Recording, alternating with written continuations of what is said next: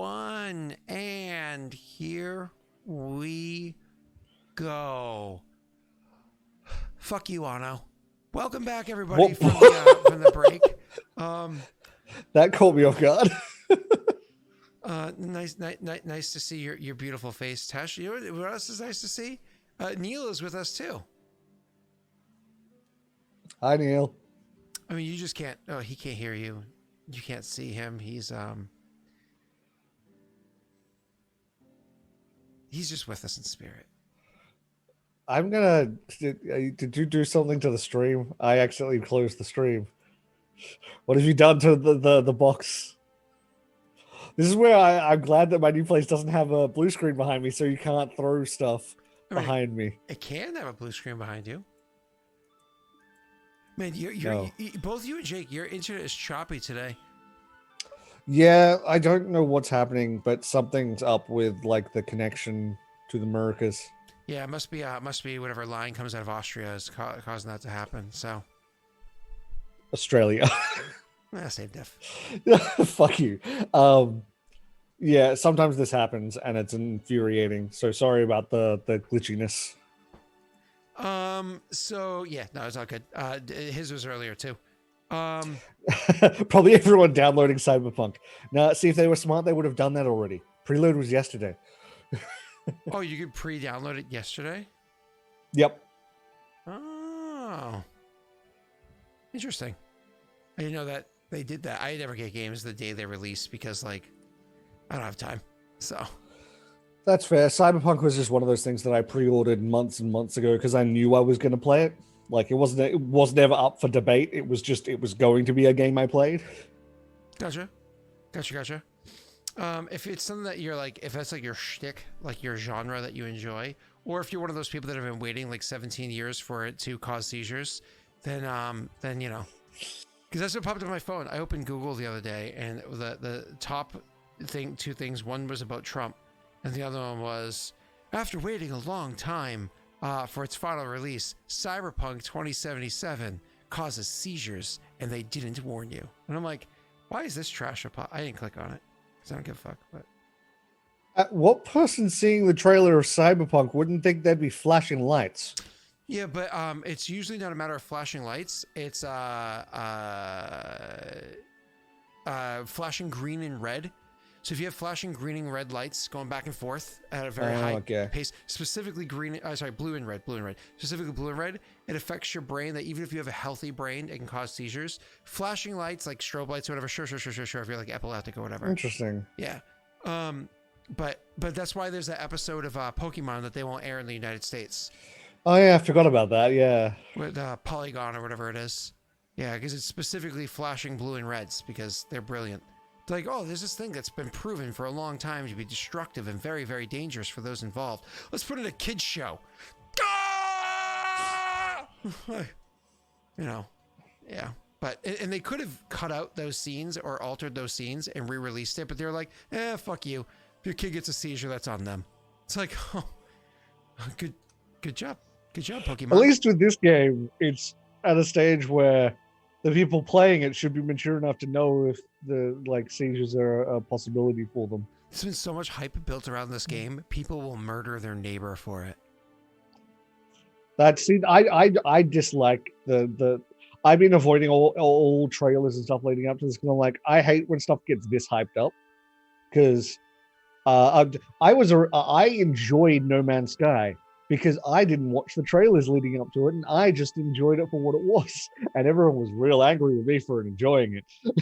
You just like being bored. I get it. That's why you're in this campaign. It was a relaxing game. Yeah.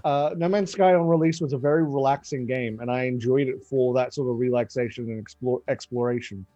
The music was fantastic. Oh my god, the music.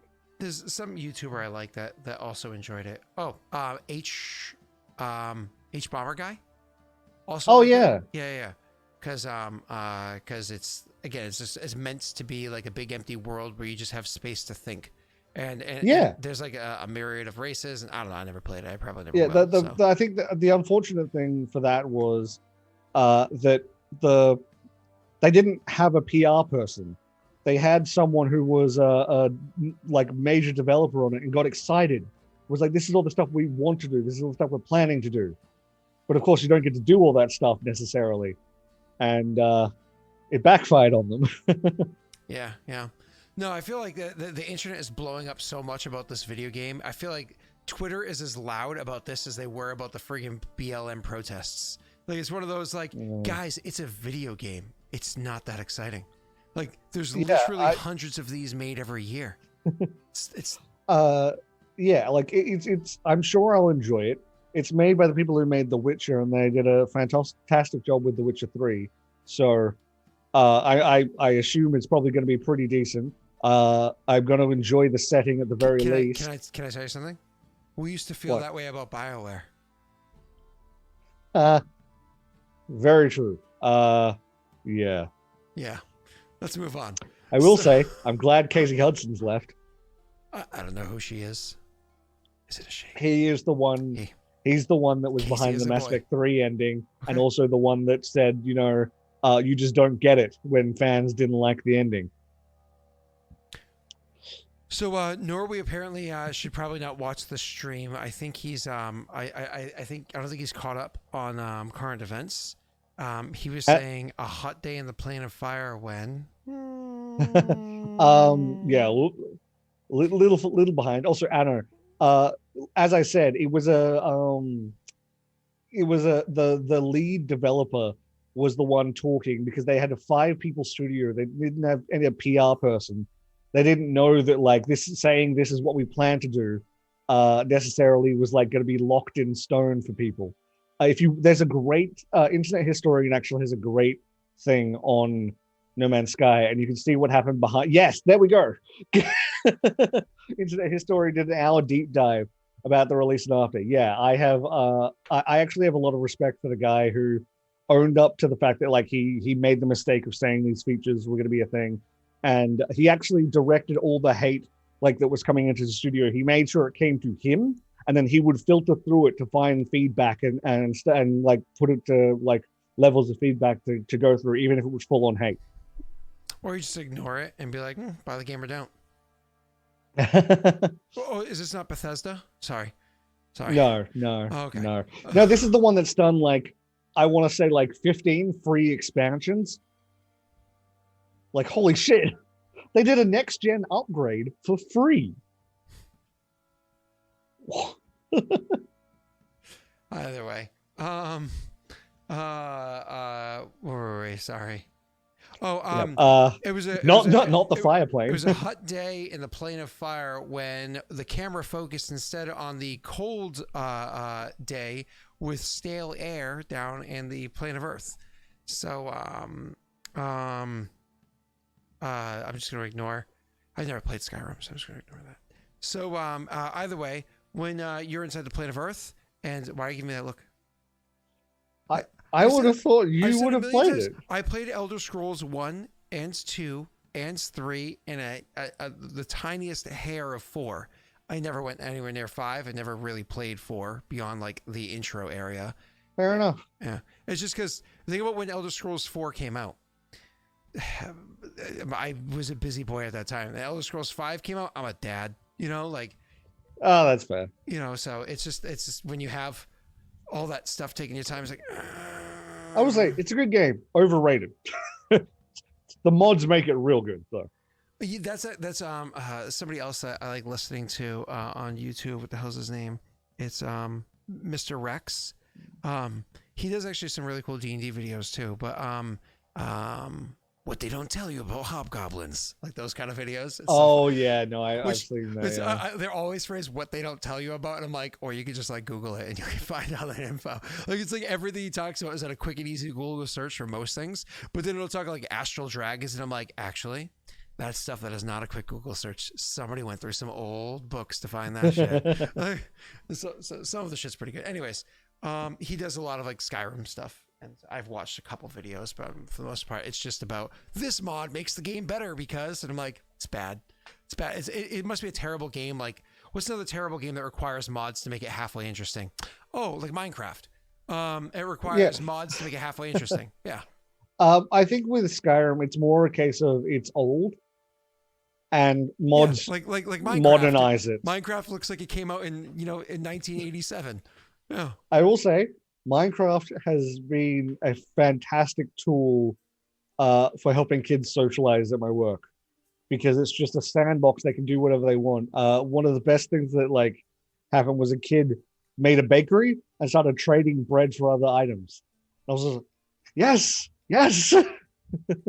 Little things like that. It's a sandbox. I listen. I can appreciate the fact that video games are used to help build up certain skills inside of a person, like interactive skills in children, so on and so forth. There are educational games. My daughter plays educational games, but we don't call it a video game. We call it an educational game. Well, I'd still call Minecraft a video game. There's See, enough there. you see Norway trying really hard to talk about Mori. You see that? Norway's trying really, really, really hard. Oh, right, help yeah. To move planes, entertain offers. Went with That talked about the weave. that transported them both. The Who I mage may was have from given another access to privateer. Aurorum. Yep.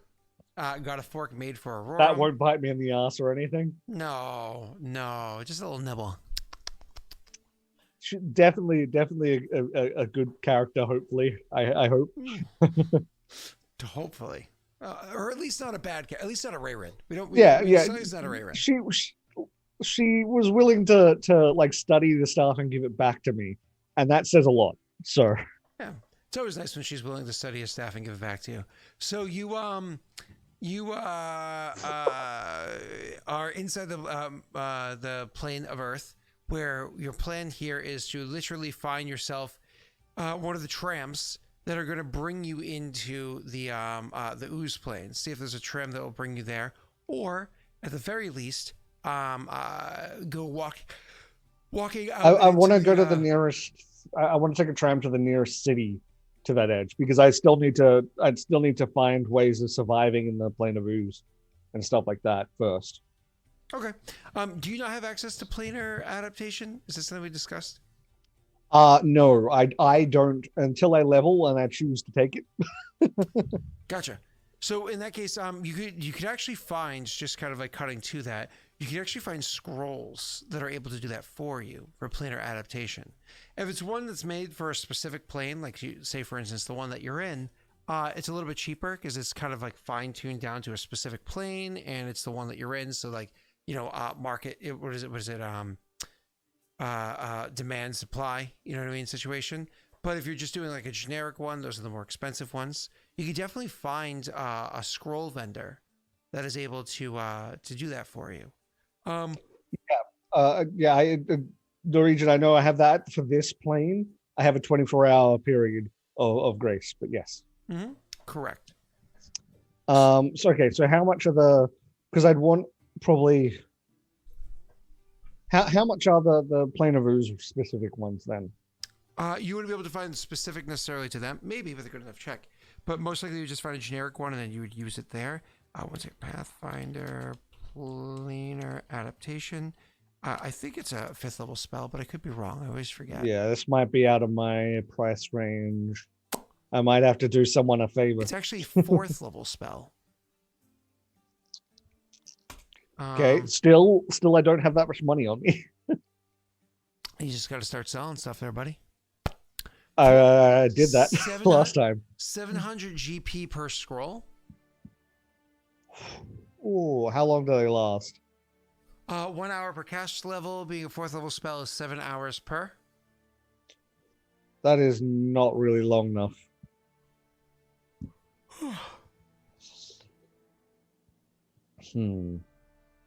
I literally would be able to. No, I can't even afford one. I'm just shy of being able to afford one. I got 20 platinum and I got 469 gold. What else do you have that's a value that you can trade? Well, I already gave away my stuff. No, the thing is, the other stuff, I'm not willing to give away the shirt of immolation. That thing has saved my ass many times. Muleback cords I need, otherwise they will crumble. I would love for you to trade in your that shirt of immolation. No, Somebody can find no, use of that one. Why don't you trade that in? Three no. scrolls? I can't trade in my muleback cords because then I will crumble under the weight of my own backpack. Uh, oh.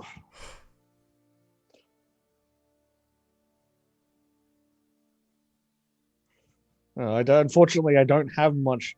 This character has only been like wasn't active long enough to gather a whole bunch of little crap that I can trade. It's like playing Minecraft. So much inventory management right now. Yeah, compared to like Valorant, who had like an entire inventory full of crap. He did. You don't have one of the bags of holding, do you? Or haversacks or whatnot? No, I didn't take the bag of holding from his inventory. That still is part of his inventory. He had the one that was found at the keep. The only piece of his equipment I took was the staff. Oh, I'm just shy. Maybe I can try and barter it down. But even then, that's 7 hours. They'll only give me 7 hours in the plane of ooze. That might be all the time you need.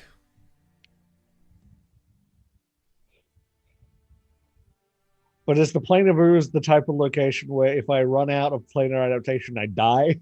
Or is it like here where I have to make saves and stuff? You honestly don't know. You might know. Why don't you go ahead and roll me a what's it called? Oh yes, knowledge I have check. knowledge. Oh, so close to that 19. So, with your basic knowledge, of a 20, on there, you just know that the plane of ooze being caught somewhere between the earth and the water plane is a plane that will likely have air in it because both of those planes do. But beyond that, you really just don't know much. The ground could be potentially something you have to swim through or walk through, like muck through. You don't know. You also don't know if there's like a degree of acidity in it, like some parts of the earth plane does, or if it's going to be frigid in temperatures, like both the earth and the water plane are. You know what? I need information. It might be worth going to a market and just learning a bit about. Now, do I know? Is there like with the tram stations? Is there like a map of the like where they go? Like, so I can see if there is a city that's closer, or if this is the closest city to that edge? To the ooze plane? No, you actually, so when you go and try to figure that out, so why don't you go ahead and roll me, because you're investigating whatever, you're just kind of asking around. Roll me a diplomacy check to gather information. I can do that. That was a low roll, but it still ended up high. You also did get given Winifred's wisdom just now, just so that you're aware. Thank you. Yeah, well, you know what? Just to see how many lucks I have, let's okay. As opposed to how many fucks you give. Gotcha. So, you, with your 23, you're walking around trying to find out what's going on. Yeah, you can absolutely find out where the tram stations are, to traverse between, again, one location and the next. That's a good point, actually. Just to as much as it's may be bad for me, if I speak Ignan, do people understand me in the tram stations? Because I don't speak the Earth one. Yeah. So Ignan and Terran are both versions of Primordial. So it's one of those things where there's enough overlap of words that if you speak one of them, people can you can kind of get by. I always use these analogies. Heavy accent. As opposed to being different dialects of the same language, it's different languages, but they're close enough that there's a little bit of crossover. So I always use these analogies because I've literally witnessed it. It's like when somebody that speaks Spanish and somebody speaks Portuguese speak to one another, they can get by. It's not by no means is it the same language, but there's enough of a crossover similarity. Things like again, easy example, cerveza versus cerveja. Somebody could understand, oh, that's what you're saying. It takes a minute, but you can get by. So when you go walking up and speaking to one of the peoples that are there is when you go walking up and trying to find out just the basic details of where it is that these tram stations are, so on and so forth. The tram stations themselves are very, very orderly, very, very neat. It's one of those things where it's like, nice. It almost reminds you of being back home, except you definitely didn't have the giant things like this here. You can see that people are nice and organized lines, so on and so forth, and there's a table that you can go up to where you can ask for like a passage to a certain location or so on and so forth, tickets, etc., etc., etc. You don't see like any big map from exactly where you are. You don't see any big maps kind of sitting there.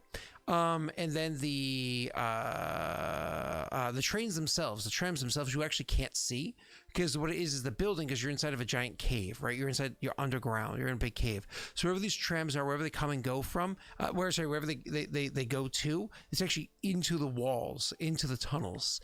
And where they come to and they come this way is inside this building. So again, in this like front area where people are kind of like in their lines, and there's like the big almost like desk that's up there, you're not able to see what these structures look like. Either way, so when you walk in, you can see the different people in the different lines. You can see there's words on those lines, kind of like giving direction of where it is they're going to. But those words don't even tell you locations. They actually tell you numbers. Like you're like, okay, this one's going to 7. That one's going to 9. Where the hell's 1 through 6 and 8? Like being at a rail station. Yeah. So you're able to kind of like see this organization here.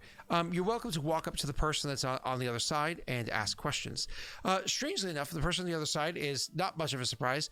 It's actually a human that's there. It's, rather short and, stout human or whatever. But yeah, there's actually a human on the other side of it. So when you're walking up to the person, large, thick beard and whatnot that's there, when you go walking up to them, they look down at you in terror and they say, it sounds like rocks scraping together. You know what I mean? I might actually try Perrin then at first, just in case they speak it. If not, then I'll just go to Ignan. Sure. What do you say in Perrin? And roll me an intelligence check. Okay. Linguistics.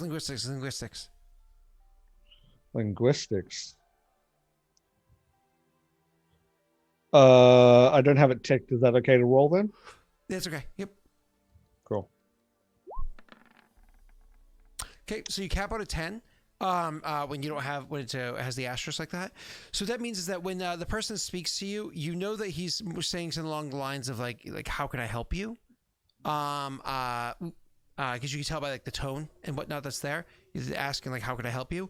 But you're not sure able to make out the exact words. You switch to Perrin and you ask. So first thing I say is, do you speak Perrin? If he looks confused. Yeah. When you say that, he points at you and says, Perrin. Then points at himself and says, Fokcha. And then says very, very slowly in Terran, how help. And you got that. Okay. You got that. Yeah. In that case, I'll try speaking in Ignan then, and I'll go through this, basically asking, what's stop close plane of ooze? What city close? He actually nods, and he'll actually speak inside Ignan for you, though his is broken and accented, but it's at least a communicable language for the two of you. He actually says, this would be easier. Yes. My apologies, Perrin. Where is it you're looking to go? I'm looking to go to the closest city to the plane of ooze. Plane of ooze. And he's actually going to open up a charter that he has before him, which the charter that he has there, it's actually made out of, it's actually a book, like a bound book like you'd have back at home, of course. Though the paper looks a little funny to you, it's still the same bound book. And he's flipping through it and he says, yes, we do have a tram that will head to the border to a town that borders near to the plain of ooze. From there, they have a tram that occasionally will run into it itself. Perfect. The tram that we have that leaves towards that border town leaves from this station here once a month. So he says, actually, they wouldn't. The time does exist here. So yeah, he would say, Yeah. once a month, and it's past 10 days prior. Oh, fuck. That's not good. Okay, so so the next one is in 20 days, essentially. He nods and says, less than, but yes. Is there any other trams that I could take on a route to get at least closer? He goes, oh, if you don't mind multiple stops. He starts looking for a second. He's like, flipping through here, flipping back over there, flipping back over there. He goes, Time to zigzag my way all over the it would take you 4 rides. It would take you 4 rides to be able to get there a bit closer. To be able to get there a bit quicker. 4 trips to do so. You will be still traveling for, it looks more or less non-stop for 3 days, near to 4 days time. Okay, well, that's faster than the alternative. So, how much are the tickets? The different prices for each individual ticket. I do want to warn you, they don't often go into the ooze because there's dangers for doing so. That, unfortunately, I guess. Part of the reason why I want to stop at a border town is so I can learn what I can first. He nods and says, let's see, this one here, this one here. All right, this over here. He goes, how are you paying? Ruby or emeralds? We do accept amethyst, but please, just very fine quality. Interesting. So, I have only gold and platinum. If there's somewhere I can exchange within town. No, we trade in gold and platinum, of course. Perfect. How much would it be then? How much do you have? How much do you have? How much do you get on you? We need that much. Yeah, it's up. Hang on a second. No. Sorry, he says, how much do you have on you? He says, let's see, for this one here. Well, if you're paying in gold, I imagine you are more accustomed with gold? Yes. It'll cost you, let's see, 1713. My apologies. 1,713 golden coins. What about platinum? Well, the trade rate for that's 10 to 1, right? So that would be 173 with a couple of gold left over. No. 171 with a couple of gold left over.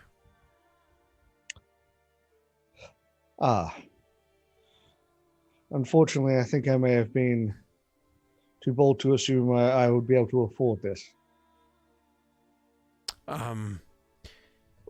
What's the concern? I do not have enough of the needed currency to buy the tickets. We do have a lower scale seating arrangement, but I'm going to be honest with you, friend. Seating is a far cry from what I would call it. Okay. How much is that? About half. Let's see. Just rounding for a moment here. It looks like it's going to be closer to 800. Nope. 705. 705 golden coins. Well, thank you for your help. I'll keep that in mind, see if I can't scrounge up the last little bit I need for that. But unfortunately, it's just out of my price range right now. But thank you. He looks at you and says, again, you're not from around here, are you? No, I am very much not. Well, good luck out there, friend. It gets cold and the days are dark. Thank you. I'll definitely need it. I'll give a proper like nod and thank you, and I guess I'm gonna go try and find a different way to either get some money or fuck, that is expensive. I mean, you're using an interplanar tram system. I thought that was cheap. So you, Yeah, well, I see. It would be cheap for like if I had any amount of money left over before this whole adventure began, but I had very little money on me when this adventure began. I know. Raerin had all the And most expensive magic items. He took everything for himself, and then he took everything with him when he left. okay, I got to figure out how I can either make a little bit of money or charter something else to get across to the marketplace. Okay, so you head to the marketplace. So you're gonna head over to the marketplace and find yourself to looking about and seeing what kind of like what they have there. I mean, just like many of these other marketplaces, because this isn't just like a small podunk town that happens to exist inside the plane of Earth, right? Like when you keep getting dropped at these locations, there seems to be a lot of options for you, not because every location here is like this, but simply because you're inside of a hub. You're arriving in a location that has many different peoples from many different places and strange representations and so on and so forth. So as you were walking into the the marketplace, you can look about and you can see various different things that are being sold or purchased. You see there's lots and lots of just absolutely beautiful crystals, just truly beautiful crystals that happen to be here. Oh, well, that's can't get diverted by that. Mm-hmm. Must focus. I guess my goal would be to try and find someone from the plane of ooze, maybe. I'm looking for someone goopy. But I mean, it's one of those things where I got to start somewhere. I start walking up to people and poking them and seeing if they're sticky. No, that's not how you do that. Is it not? No. Agreed. I should say it's out of my price range. It's not actually that expensive for what it is. I understand that. It's just unfortunate that I just don't have that gold. Yeah. Because Raerin took it all. No, I get it. So so you make your way throughout the area, just try to like look over for somebody that stands out as being part of the ooze plane. I mean, unfortunately, for somebody from the ooze plane, you don't even know what they look like. You just know that you once saw a big blobby thing. You don't know exactly how they would stand out. The only person that truly stands out as being like something that looks familiar enough that like raises an eyebrow is you see another creature that looks very similar to Kithul. Not small in size, very like looks like their skin is made out of almost like a moving living rock, not literally a rock, just very very hardened, right, with like a bit of a rocky edge to it and whatnot, bald and a bit of color kind of like running through their skin line, not everywhere, just small bits here and there, with a similar eye color, glowing red actually. Viking, not every rock person knows each other. You walk up, you're like, you remind me of my friend Kithul. Kithul? Of Valorant? Like, oh, I love that guy. He's my cousin. Oh, okay. You love Kithul, no Vinny said hey. I don't want to give it up, but I think I need to sell my cloak of resistance. Plus. Huh? Plus what? +1. Okay. It's not going to get me much, but it might get me enough to get that ticket. Yeah. So originally, sorry, I got distracted by chat. I wasn't able to find anyone from the plane of ooze, right? Nothing that stands out as being goopy. Yeah, figured. In that case, I'll see if anyone is selling sort of armor or clothing or magic clothing of any kind, sort of. Yeah. yeah. So you're looking for a merchant that sells like different wares and whatnot, and so you can actually find multiple tailors here. Many of them, of course, looking to dress you in things that are very warm. You know, because it's cold down here, layered, so on and so forth. Different styles. That is benefit of being having a lot of fire spells is that will hopefully be less of a problem. True enough. True enough. So yeah, you tried to dress a bit. The different clothing to dress you warm. Others to dress you kind of like lighter in case you happen to be a bit of a hothead or whatever it might be. Yep. But they also have unique clothing. The one shop that really catches your eye has unique clothing. They actually have something called earth silk robes that are here that you know are extremely expensive, because when you were walking by outside and you glance at a ticket, and of course you quickly learns like how they mark their money, because again you speak a primordial language or two, so you're very able to quickly kind of like discern how the currency works to a degree. Now I have like a Based yeah, I got a bearing based on the ticket prices. So I have a bearing of the sort of general prices. Yeah, like I don't know how the pound works, but if I went there, I could figure it out. Yeah. Like somebody's like, "Oh, that coffee, it's going to be £2," and I punch him in the face twice, and I'd be like, "Thanks," and I walk away. No. No. I thought that's how it worked. Either way. So so with the stone silk that you see there, that this stuff is expensive as fluck. Now, while you're not necessarily interested in what the stone silk is or purchasing it, you know, that's so that maybe you are or aren't, that doesn't matter. The fact that they are selling stuff for this kind of value, for these high values, means, oh, this is someone that actually could afford to purchase what I'm selling. That's a good point. Yes. Mm-hmm. So when you go in and you speak to the person that happens to be the seamstress or the seller that is here, the tailor that is here, when you go walking in and heading over towards them, you can actually see that they are keep mentioning, happens to be a bit of a strange looking creature. The creature that you come across looks to be like, first and foremost, they stand up on two legs, and then they definitely have 6 more arms that are there. Their full body is covered in a thin layer of thick fur, if you know what I mean. And while they do have mouths, you're also pretty sure that the way that their jaws moving as they speak, it gives the suggestion it doesn't just open once, but like a try-open kind of mouth. Think Predator-esque, right? The creature is very, very strange looking. Its eyes that it's looking at you with, it's not one set. There are a few sets of eyes that are on it that wrap around its head, so that without awkwardly staring and counting them, which it would notice because, you know, eyes, it's hard to tell how many eyes it has.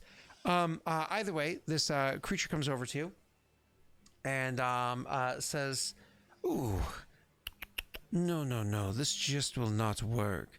The clothing that you're wearing is just so tattered and disgusting. Please tell me, sir, you've come in to be appropriately adorned and protected by the warmth and guarded nature of the stone silk that I have to offer." Unfortunately, as much as I would love that, I'm here to sell this cloak as I'm in need of funds at the moment. Truth be told, friends, that cloak is, again, tattered a bit. Do you at least know the appropriate magics to repair it? Oh, let me just, boop. You said, you know, like, more or less, if you give me a spot, I can handle it. You know, sort of a thing. Yep. So he. I also have make whole, sir. Make whole would actually be better. No joke. Perfect. I'll do that then. Make whole. Yep. Also 10 minutes. So you say if I have a few minutes, I can make it perfect. And so yeah, you would be able to make whole it. Awesome. So he says, let me look it over. Oh, well, the fiber, it's good. It's woven well enough for the artisan. And here it is. This is why you think I might give a shit. It has magic woven into it. Indeed. Protective of itself, though a different nature. You know, with a little bit of changing of the embroidery here, I think I have some clearance bin item this might be able to go with. Very well. I'll sell it to you.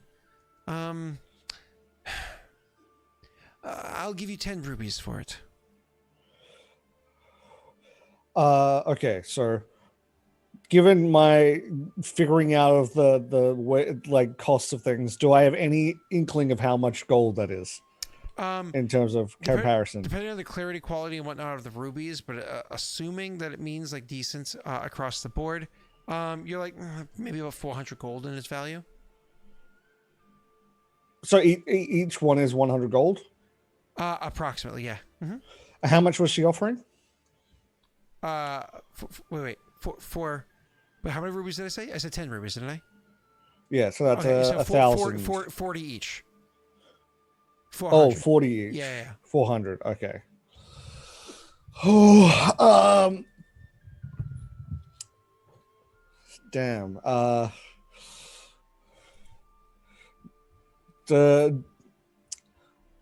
I'm gonna bring up I can't do this because I'm bad with speaking and talking, so I'm gonna do a diplomacy roll. But I want to sort of like while she's like looking at it, bring up conversation about the fact that it's from the prime plane. So the prime plane, this survived so many you should see this blood stain over here. You see that? Actually, came off you know what? I'm gonna say not only did it come from the prime plane, in the last 72 hours, it has been in the prime, no, more than that, a little bit over 72 hours. It's been in the prime plane, in the plane of negative energy. It's been in the fire plane, and it's been here in the earth plane. So it might have residual energies. Somebody gets around. Not by choice. Whore. I get it. No.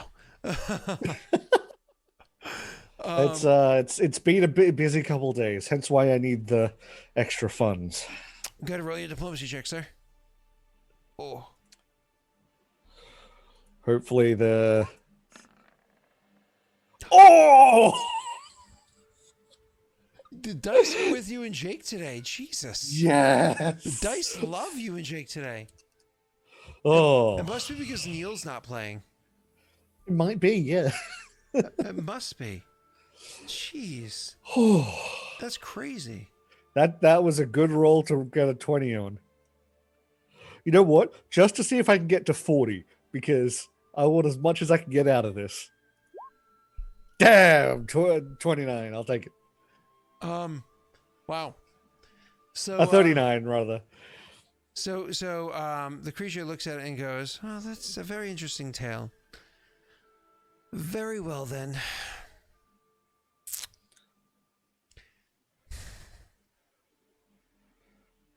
I'll give you 14 rubies." You know what? 15 rubies. That's my final offer. I'll take it. Thank you. Okay. And they take the thing from you and says, "Yes, it'll embroider nice." You're going to do the work still, yes? Wait, what? Make whole. Oh yeah. I can do that. Okay. So you go off to the side and you clean the thing up, casting make whole or whatever, spending your time doing so, watching how this tailor goes around and takes measurements of other people and whatnot, multiple measurements at a time, so on and so forth, kind of glancing over while you're doing your work. And when you finally meet back up with them and present to them the cloak that you have, looks over and says, "This is fine quality indeed. I'm glad I spent the price that I did. I'm satisfied with the amount that I spent. I could do much with this. Yes, of course I could. This texture here is absolutely terrible, absolutely awful, but I can fix it. And for the rest of you, because again, you look like a." Yeah, I've been through a lot, and I didn't really I haven't had a chance to bathe, let alone rest. So I literally haven't slept in a bed in like a week. So so when he says that to you, what do you say in response? Yes, I apologize if I yes, as I said, I've been through a lot. I've had cutting the edges where I can. Nods. and says, well, are we going to correct this? I unfortunately need the money that I got from that to buy a tram ticket.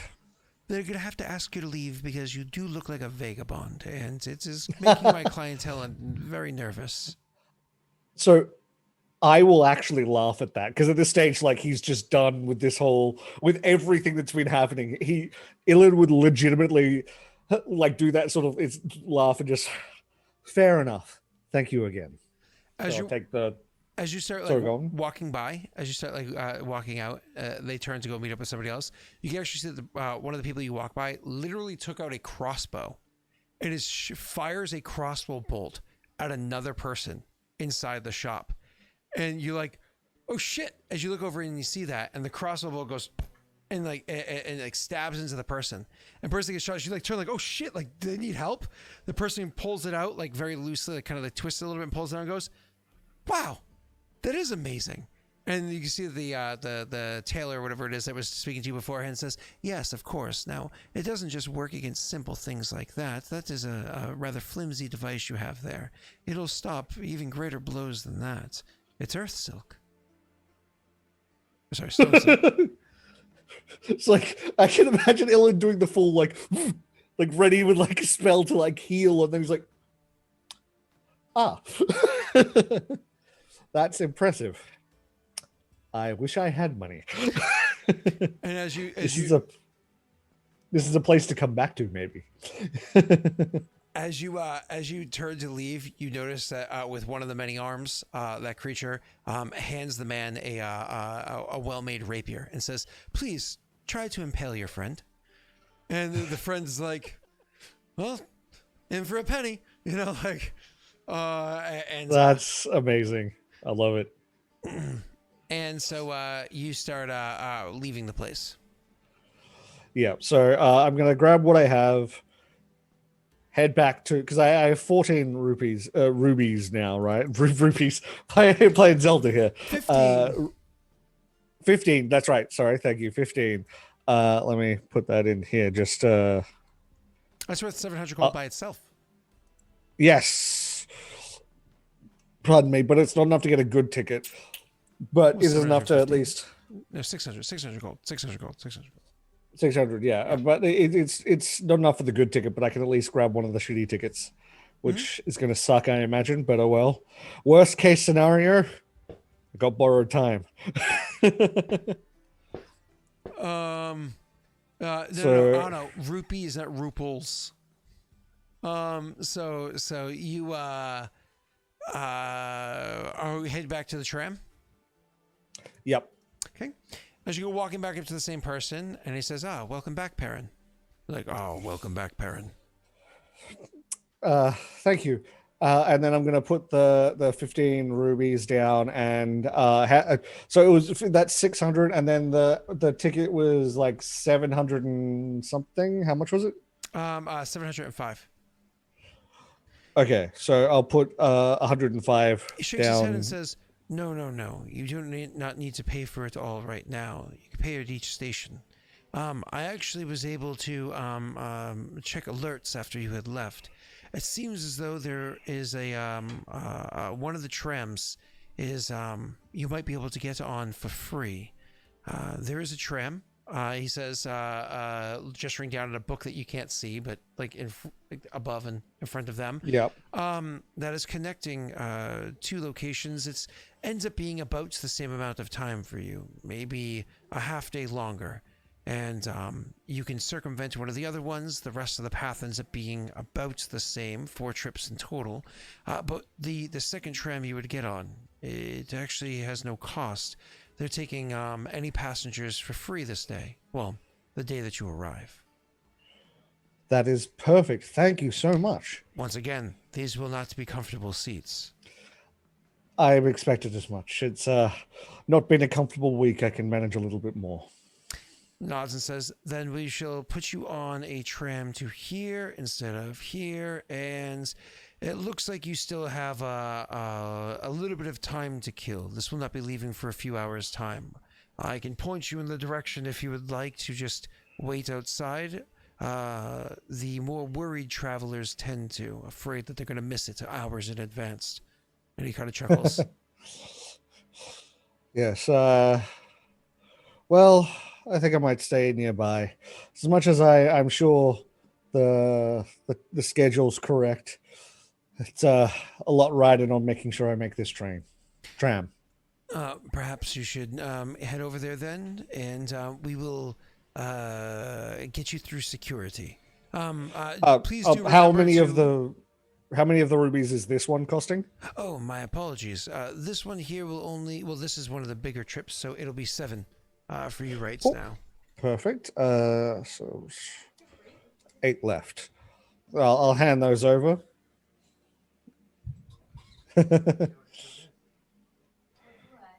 Oh, Jesus. Tramble more.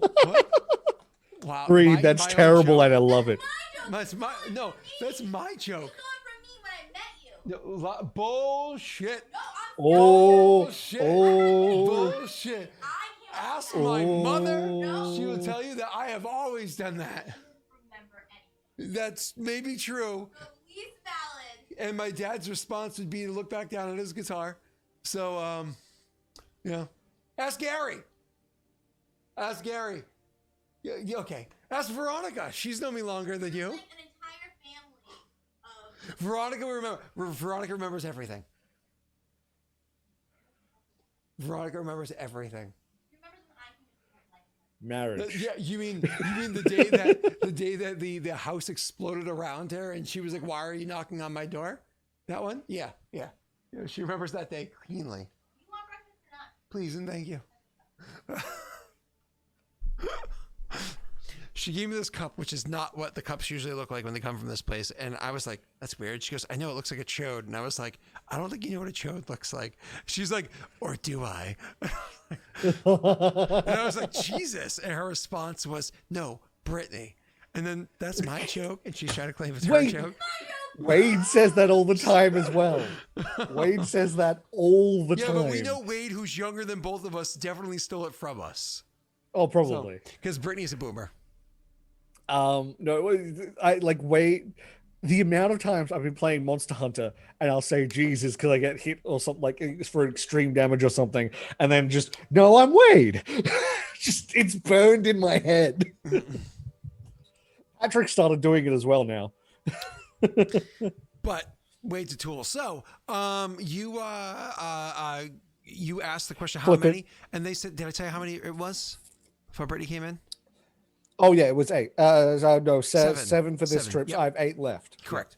So, so you do that, and you hand the 7 over, and you go walking in. And that's right. When Brittany came in, I was saying, please remember to remove your shoes. Looks like you don't have a cloak or anything. Open your bags and everything. Prepared to be searched. Everything will be looked at before you go into the tram. Yeah, that makes sense. I'm buying the budget one. They want to make sure I'm on the level. That's fair. And so then you go and they have you place everything on a little bit of a conveyor belt. Of course, this conveyor belt is not like modern day machinery kind of conveyor belt. It's much more basic. It's like kind of like just like a little slope that it puts on, and it kind of slides down to an area where you literally have people down below actively looking inside of and checking these out. Funny enough, the people looking inside is checking them out. I would make sure to inform them that I've got the muleback cords and the shirt that are magic, just so they know that I'm being fully open and honest about what I have on me. Sure. And they don't even inquire about anything magical anyways. So the people that are down there doing this are the same creature that you'd seen beforehand, being this like, 6-armed, 2-legged creature with the many eyes, kind of like what I'm imagining is in the way you describe like the fur and the eyes and the mouth, I'm imagining a more humanoid spider-like thing, almost like more humanoid shaped, but with spider like legs, like spider carapace skin sort of thing with fur. Let me just tell you, these creatures got booty. They got junk. Okay, so they got the abdomen. They got the abdomen then. Okay. Oh, yeah. I'm just saying that's one thick spider. So Anyway, absolutely, we know what Scott's into. That's right. See, I'm into furry spiders, not spider furries. So yeah, you know what I'm talking about. You know what I'm talking about. Anyway, continuing on. Drink my. Oh, listen, I'm gonna chug this fucking. It's already like a third gone. Mm. Oh my god, I missed you so much. I know that you're decaf, but I don't care. I missed your flavor so much. Oh, Scott, the best thing about my new unit that I am going to be living in for the next year. It's across the road from a cafe. Ooh, hey ho, that's awesome. Then if your wife, I can have proper coffee. not only proper coffee, if your internet goes down, you just steal their Wi-Fi for a minute. That's true. Yeah, I didn't even think of that. So yeah, what was I saying? The brain not work. They're going through all of the stuff, kind of like ripping through it, taking it out and whatnot. Somebody who's maybe are more keen, or experienced viewer of or player of Dungeons and Dragons, you might know what an Arania is. In which case, it's a creature that's kind of like, let's just say it's a hybrid between, as you were saying beforehand, a human and a spider. It's a bit more to it than that, but for simplicity. And so it's a creature that's kind of like that. And so, yeah, it's ripping through the bags and whatnot, and definitely check. And it's one of those things where when they're going through your bag, you're like, oh, could you be more careful with, but you can't really say anything because at the same time that they're doing that over there, you have another person. Now, this person again is, strangely reminds you of Kithul, is patting you down. Poof, poof, poof. Where it's like, ooh. It's almost like they're patting you with so much force and covering so much area at once with their massive mitts with so much force. It's almost like they're hoping you're trying to sneak a dagger in because it's definitely going to stab you. You know what I mean? So they give you like a boom, boom, like a hard pat down. You're like, so you want to complain about what they're doing to your bag over there, but and so you end up getting distracted or whatever. After they pat you down and you're like, no, there's the magic out in there, out, just so you no. Once they're done giving that pat down and you're able to walk through, you go over and you grab up your bag and grab up your boots and everything that you had taken off and so on and so forth. And you actually finally like get to your bag and you're looking and you're like, damn, I took my bag apart. You look inside and everything was extremely neatly refolded and put back. And honestly, it's like mom just visited my bedroom. Thanks, mom. Like, you know what I mean? Like, wow, the bed's made. I'll take it. like you're a bit sore, sure, from boof, rock hands boof, over there. Boof.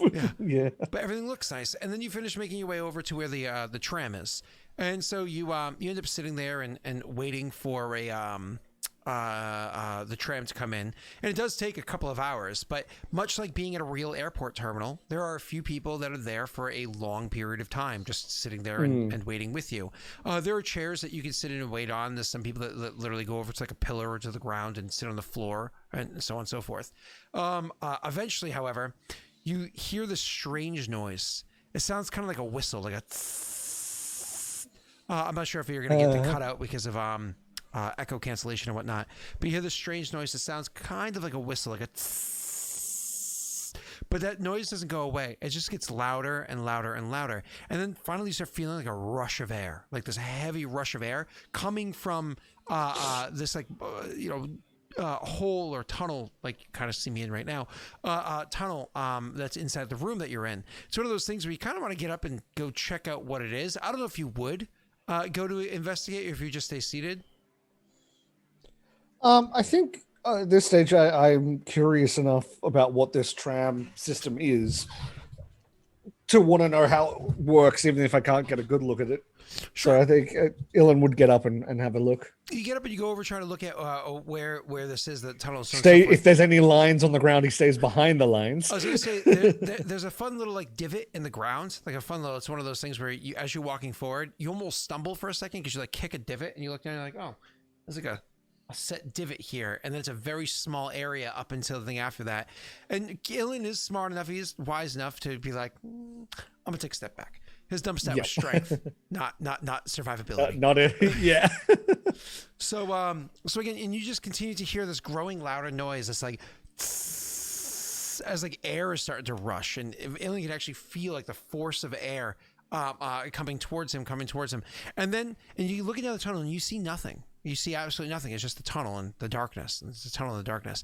And then it surprises the fucking shit out of you because there's no headlights on the thing. All of a sudden, a giant, massive rock, like a super, almost imagine like a finger, right? But made out of rock, like, just comes poking out of the tunnel. It's just like, and it's just like, all of a sudden you're like, gah! As this like huge rock is flying so fast and just like swings past you and as you jump back, and then it comes very, very quickly and very, very abruptly to like a stop. We're talking from where it's going from the full speed that you saw it at to a stop is like maybe 2.5 seconds. Like, it is a hard stop, and it was not moving slow. That's some momentum there that's gonna suck. Yeah, and then you realize that whistling noise, as you're looking down at this thing, as it's literally sitting on the ground around and whatnot, the ground is so smooth. The structure in front of you is so smooth. It was literally the sound of rock scraping on rock, but both of them being incredibly smooth. There's no engines, for those of you that are familiar with what real trains are. We know the British aren't, but everybody else that is. And there's no magic that you see pushing it. There's no creatures pulling it or pushing it as far as you can tell. And that rush of air was just simply the force of however fast this thing was, just pushing the air in front of it from way the hell down the tunnel. This entire air inside here, if somebody was like looking at I'm holding a boat, papers flying around everywhere, just from the explosive air that came in as this thing came out. It's not short either. This tram that you see, or train, or whatever you want to call it, that you see is probably about 35 meters long. So it's not short either. And then this whole thing, which is again like almost like a long rock tube, where it kind of like almost comes off. Imagine like the tube kind of starts to round off, almost like it's going to end, and then it expands outwards. And then rounds off, like it's going to end, and expands outwards again. You're like a giant turd. All of a sudden, along each section of it. I was trying not to say it, but I definitely was thinking it. It's the season. So all of a sudden, the side of each section opens up, and not just like, a little doorway opens up sideways. No, the whole side of the section just opens up, and you see there's a lot of comfortable seats, and there's people inside there. That ain't where I'm going. It's funny. You get that, of course, immediately. Looking down at the ticket that you have in your hand, of course, being like your hair is all blown back and everything. And you're like, whoa. Okay. You fish through your pocket. And you pull out the ticket that you have. It didn't fly away like Charlie's golden ticket. So holding the thing and looking at it, you can actually see inside of each tram. There's actually striped colors on the roof of each tram, and there's different colors for each like segment or whatever it is. And you look at the segment of yours, and yours is brown. Oh joy! Poop. Nope. Oh. And so you eventually have to go and you have to find yours. Now, funny thing about going to find yours is when the door first opened up, the ones to your far left had the brown on the top. And you're like, oh, okay, cool. I must be walking that way. And then as you start walking that way, you can see that the colors actually switch on the roofs. So the color on it changes. You know if it's magical or whatever it is that does it. But now the area that was brown before actually becomes green. And the area, like, wait, where's brown then? And you have to start walking along the tram again, and you realize, oh, the segment that's going to be the front, that's brown now. Right. Yeah. Okay. I'm gonna have to brace for impact. Yeah. And so you have to kind of go and any seats that you thought maybe you saw in there before aren't in there anymore. And so you have to kind of go over there and find your way. It's one of those things where it's getting loaded on, it's getting packed on with all the peoples or whatever. And you like, okay, what do I? People are literally just sitting down. Actually, it looks like it's very popular. People are trying to sit against the wall. Let me see if I can go over to one really quickly. So just to have see if your character can fight the rush. So yeah, and also with like knowing how knowing that this is going to be the front, knowing how fast this thing stops and how momentum works, I'm going to try and get a spot right up against the front wall. Yep. Yep. That way you're being thrown forward as it starts, but as it stops, you're like. Exactly, Sucked yeah. against it. But that's better than the alternative. Like, You want to see the people flying at you, not flying at people. I got you. yeah, exactly. You Yeah. want to be like, I can defend myself that way. The other way, I'm kind of at mercy of the momentum.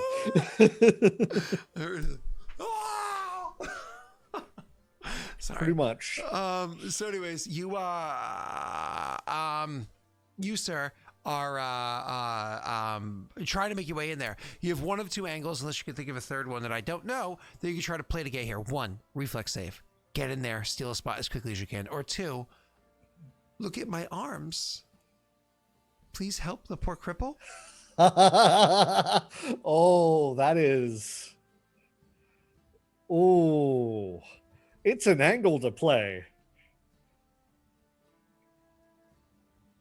You know what? It's an angle to play, and it will also mean people will underestimate me if someone tries anything. So I think I will try and diplomacy this with like, make sure that like my sleeves are pulled up completely. You can see the bandages and how thin my arms are. Like, help me, poor person. All right, why don't you go ahead and roll a pity check. So diplomacy. Yeah, that one. Yeah. Or, Okay. hold on, or is this more of like a deception? This is like a bluff. I can do a bluff. Yeah, it's a bluff. You're not actually sad. Just pretending to be. I'll take that. I was gonna say, did you want to use your Winifred's wisdom? But I was tempted, but then I thought, no, I'll risk not using it. And I'm glad I didn't. okay. So you see what Norway's saying there? Norway, maybe green is the area that they gotta clean out each trip. Maybe they gotta clean up the teeth between each run. That's why they switch back and forth. So Anyway, the advantage of doing this is even if I don't get a seat, people will underestimate me if someone tries to shank me on the train. so you go in, you're just kind of like, please, sir, may I have another? And you go over, you try to grab a seat, and eventually they just kind of like somebody's like, fine, and they give you the seat, even though you're sitting there and you're broken, Terran. They like,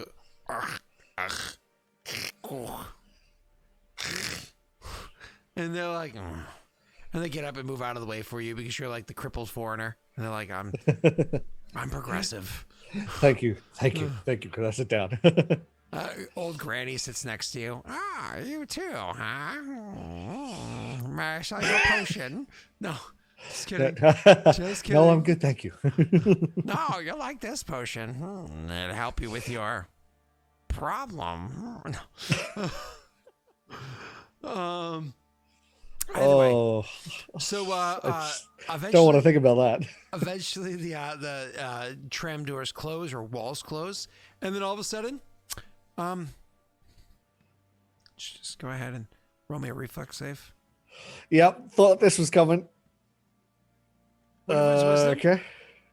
Yeah, you know what? I'll use it for this because I don't want to go flying across the whole thing, and I have. Hello. What was? Oh, that's what that was a response to. So I am using my Winifred's wisdom. Oh, I didn't really she only need makes to, but me you know nice what? meals when it's on camera, so she could look like a good wife. But in fact, if we're not, she's usually like, "You eat shit, you." No, I'm just kidding. I was about to say, you're saying that while she's still within range? That's bold. Nah. I'm happy. I'm sorry. You reflex save 21 is absolutely beautiful. You are fine, sir. I will say, unfortunately, I did use my Winifred's wisdom on that. I'm going to be honest, even though you didn't notice. So yeah, you either way, you absolutely, you're perfectly fine with that. So you got a 26 then. You're safe. You're actually with a 26.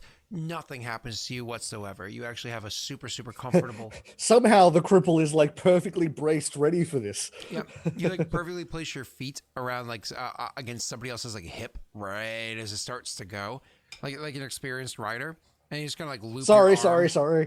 Loop your arm right in the little loop that's right back there, and your arm is scrawny enough to actually fit the whole arm in instead of just like a hand. You know what I mean? Yeah. Like, yeah, I can get that in there. And so actually, as it starts to go, you don't lunge or anything like that. Yay! Just what happens? Can I? What's the chaos that unfolds in here? Does anyone else like people go fall? flying around a bit. You know, it's not like they're like like actually free falling, but they actually get thrown around a good bit, and some people get pissed at each other, like seriously, like come on, like pushing each other up. Again, people are so tightly packed together. Everybody's on edge. These are people that can't really afford these tickets, so on and so forth. You know, If the rock people got to be careful. They might squish someone.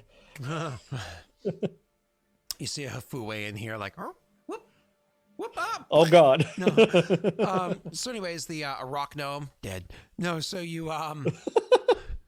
so the thing goes, and it goes so fast. It's one of those things where you can feel the thing vibrating beneath you, and because you're in the front area where like the most force is, like you can imagine the rest of the tram is smoother, or at least the seats kind of absorb a lot of the, whatever it is. You can feel these vibrations. We're talking within the first, I don't know, hour or so, your butt's numb. Within the second hour or so, your sphincter is numb. You know, after that, you start feeling your lower back starts to hurt. Your shoulders are hurting. Like it's one of those, like you're sitting there like, this entire thing. And it's not a short ride. This is a ride that goes on this is going to suck. for over 20 hours. Over 20 hours. You have to make a fortitude save to see if you're fatigued or exhausted once it's over, because it is genuinely painful. Okay. If you roll natty 20, you're neither. I'm just checking if there's any spells I can do. Or if you bring that'll help me along the way. Because I'm nice. I'm a kind and glorious gem. Oh, you were giving Winifred's wisdom again, by the way. Oh, thank you. You want to use it? In that case, I'll use it on this. Yes. So fort. Yes, sir. Yeah, I'm not breaking a 30. Well, Might break a 25. Hold on. Oh no! Wait, yeah. Plus Hang 5 on. is 28. Oh my God! Yes, thank you, chat. Holy shit! All right. I don't know what else. That's a 19 I rolled. I don't know what SLE Industries is. So, anyways, yeah, that's incredible. That's awesome. You actually broke the 30. That's amazing. So, yeah, you actually come out of this train ride. Everybody else is aching and sore and fatigued and angry and so on and so forth. You actually come out, you're like, that was not comfortable. My whole body's numb, but I've been through worse. I've had conversations with Raerin. So. I mean, considering the places I've slept recently, that include the negative plane, and that's it. Exactly. That place is horrible. Horrible. Yeah. Almost as bad as, you know. So you when the tram opens up and you get out, again, when it hits that brakes, you can see people like, and this time it's much worse than it was. The first Everyone's time people like fatigued as well. Exactly. So. They have like no strength or dexterity. People that are exhausted is a -6 to strength and dex. They are literally like, somebody smashes their fucking dome to somebody else's face and they're like bleeding a bit and come on, buddy. And they're just really, really pissed off. But when the door opens up, they know that they can't be fighting each other when the door opens. So as soon as that thing like opens up, everybody's on their best behavior. Like, which is why you didn't. You know what I kind of want to do? So my channel energy has been described as a burst of like almost air force from me, right? Mm-hmm. So with all these people who just got injured, like even just a little bit, I might pop just while the chaos is still happening, I might pop a channel energy to heal everyone. So go ahead, you blew that channel energy. That's a lot of health for each person. And, and you say to the person who gave you the seat, thanks for the seat, you know? Like, yeah. So at least nobody's like has open wounds or anything like that, which is genuinely kind. Of course, it does alleviate some of the numbness or whatever of their body, some of that like tingling feeling, but they still have the fatigue and exhaustion. No, but it was just to for the people who got injured in the coming to the stop. I've got an ability like that. I might as well use it. Yeah, no, it works out beautifully. And so you're able to get up and get out of the tram and make your way over to the next spot, which is pretty easy to do. You're able to make They'll explode from overheal. So I just oh shit! What have I done? So continue. You make your way over to the next tram spot, which again, as you know, is free. You can actually see the direction and whatnot to get there. You ask around and so on and so forth. You wait around like you did before. Of course, you're still handed a ticket when you're like, oh, what are you here? Oh, cool. They give you a ticket and so on. So you can see there's a bunch of people sitting around waiting for tickets. So is this the free one? Correct. This one? Mm-hmm. Okay, cool. So this is the free one. One of the things that This you one's gonna notice- be interesting. So there's a good number combination of different peoples here, like you did before him. I guess one thing that stands out is there's a decent number of people that are dressed in like legitimately like armor and have like weaponry and whatnot on them, which is not so different than like yourself or the people you generally travel with. So, but there's a good number of them. It looks kind of like maybe they're like soldiers or whatnot. Eventually, you know, time passes, a couple of hours pass where you're like, oh, I'm gonna close my eyes and rest. At least you know the whistling noise is loud enough it'll wake you. And so finally, like the gets loud enough it actually wakes you. You're able to waken and get up and like, okay, which one do I want? Oh, there's several brown ones. Well, that's easy. And you can head over, and they're actually kind of like intermittent and throughout the area where you can kind of go to the brown ones. And it doesn't say specifically which one, so I'm gonna go grab one. And then there's going to be you can see as you go in and you hop into that seat, there's a good number of again these people clad in armor and having like weapons and whatnot that are going into the other colored ones. And everybody kind of climbs into the train and so on and so forth.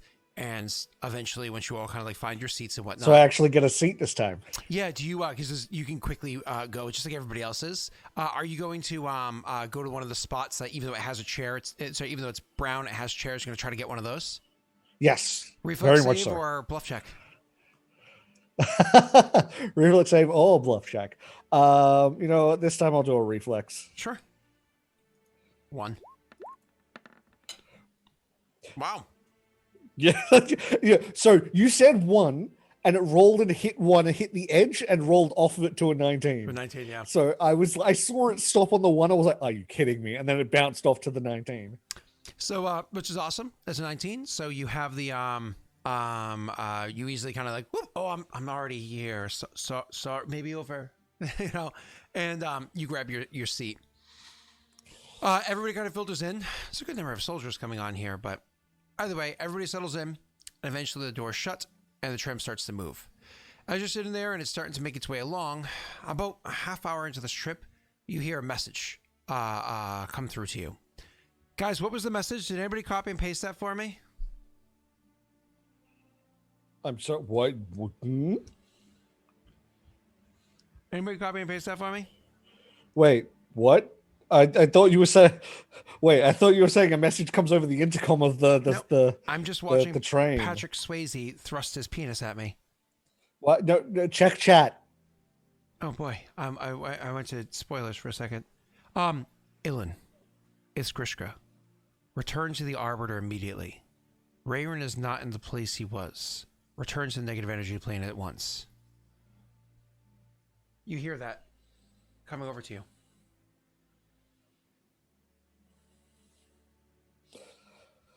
Fuck.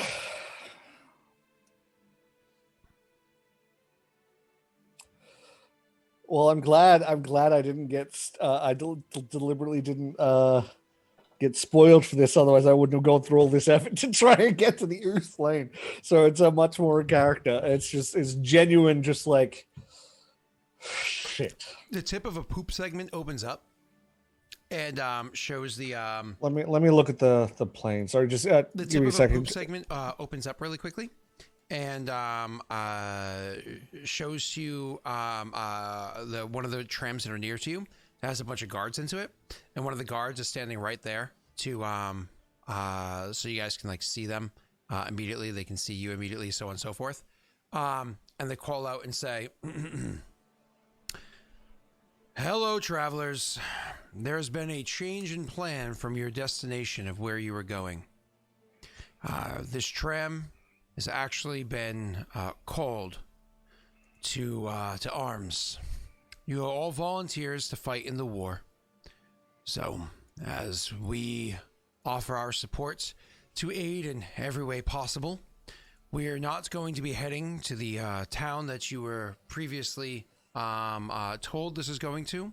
We're actually heading down to the dust, and truth be told, beyond. Everybody strap in. This ride is not going to be a short one. It will be several days before our next stop. There you'll have a moment, a day or so, to gather yourselves, where you'll be armed and armored, and then transported the rest of the way into the dark. Thank you for the sacrifice you will make. And then, thing seals shut. Interesting. Yeah. Lucky. So everybody else is Interesting. around you. Is like, the fuck, you know, and they kind of like some people getting up if they can and start like trying to find a way out of this thing or off of it, and people start freaking out. And Tesh, with that, we can end this this little segment right here. That was a quick one. I gotta go to work. No, it's fine. It's a good place to end. It's just one of those like, well, shit, and then that happens. It's like, oh, it all works out. People, everyone else is like, and I'm just there, just like, thank fuck. The fun thing is next week, because you're on a fast track through the dust plane and into the negative, and Jake is also in a dead plane, in the plane of salt, and quickly making his way through there to the negative. We can actually have next session open up with all three of us together on camera. Oh, thank you, Rocklow. All three of us together on camera, because it should be relatively quick to finally get you guys to the negative energy plane. Relatively quick to finally get you guys. Okay, then I'll let you in on my current plan of how to get out of this. This needing to fight for them once I get to the negative energy plane, which is the Burning Legion credentials.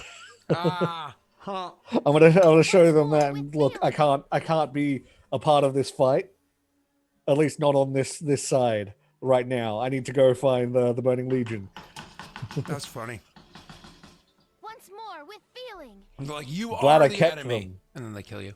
No, I'm just kidding. Well, All right, everybody. I don't think they are though. I think they're probably fighting on the same side as the Burning Legion, since a lot of people seem to be against the positive and negative at the moment. Oh god, I needed that. There's decaf, but just the flavor of coffee. Oh well, that actually saves me some money too. Okay, that works. Well, thank you so much. I wish I hadn't traded in my cloak now. Oh well. Next week we won't need two. Podcasts, because we'll be able to do it all at once with Jake and you all at the same time, and then we can do the rest of the stream. Will actually be us playing. Good. So. All right, I gotta bounce out of here. I gotta go to work. Have to be there in 50 minutes, and I still have to get ready and drive. See you all in about 20 minutes, maybe a little bit more. Then over on the Discord. Remember, we hop into general voice chat and we all chitter chatter about what's going on, the potentials of this, that, and the other thing. Theories, and well, you guys can probably spoil Tesh now. Bye, everybody. That bastard Raerin deserves what he gets.